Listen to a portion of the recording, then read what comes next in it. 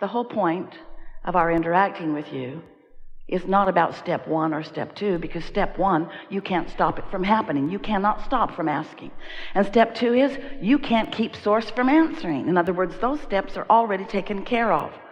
But step 3 is your work. Step 3 is to listen to the subtleties of the emotions within you so that you can gradually guide yourself to more and more thoughts about what you do want, so that your desires begin to feel good to you. Remember how good a desire felt when you were little, before others convinced you that you were selfish or that you shouldn't have it or that you couldn't have it or that you weren't going to have it.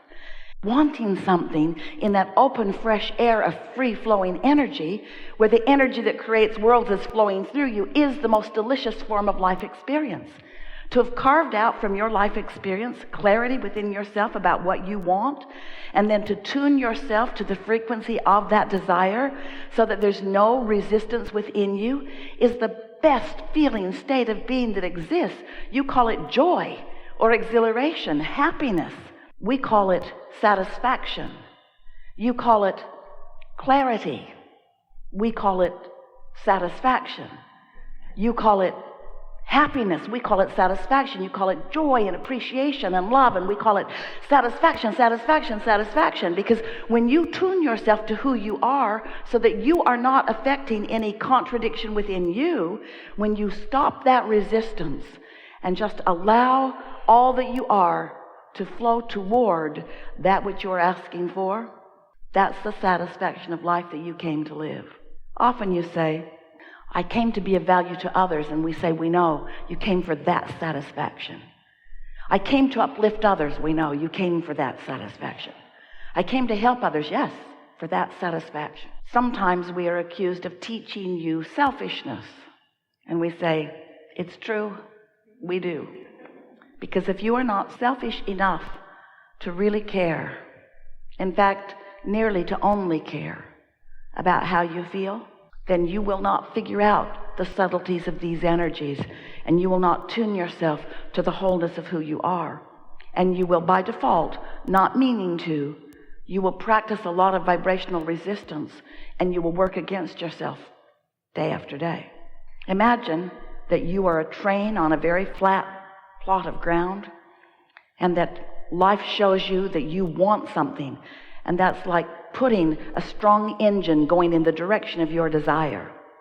But then, when you think about your desire, you realize that you haven't accomplished it yet, or you remember that you haven't, or you think that you don't know anyone that really has, or you remember something that somebody told you about how you're not very good at that.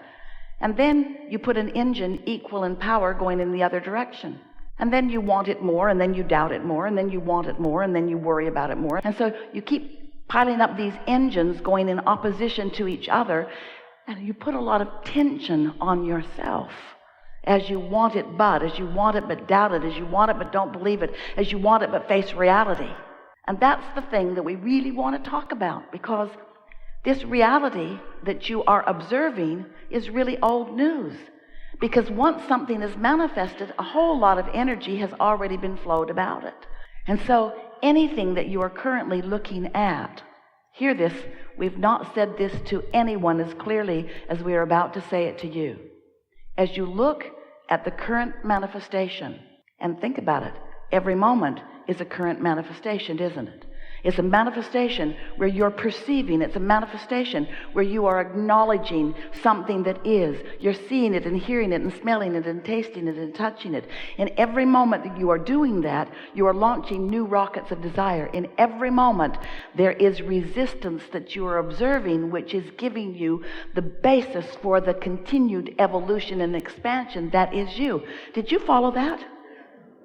In every moment that you're alive and awake and focused in this body, there's something happening that is putting new rockets of desires in the vibrational mix, but it is also new resistance in the mix that is you.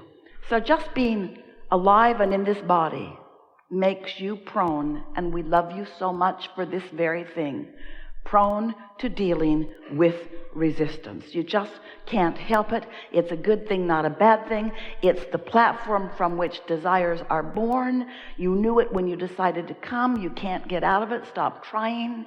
It's just the way that it is. But you intended to spend a much smaller percentage focused in the now reality in the resistant phase.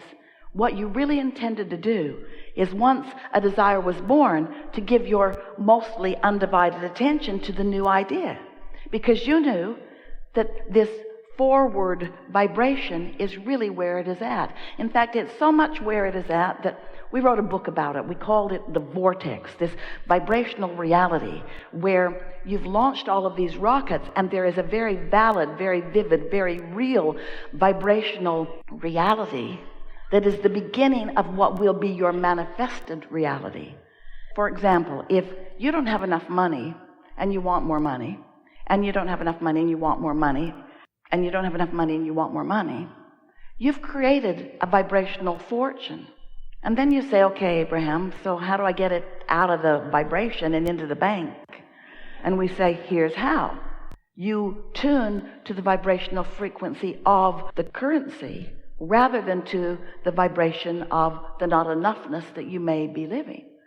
It's about choosing which feels better, putting your words and attention and thoughts toward what feels better until you've practiced that vibration enough that there's a sort of flipping in your vibrational nature. It's like the tipping of a teeter-totter on a fulcrum, where you find yourself feeling more prosperous than you formerly were feeling less prosperous.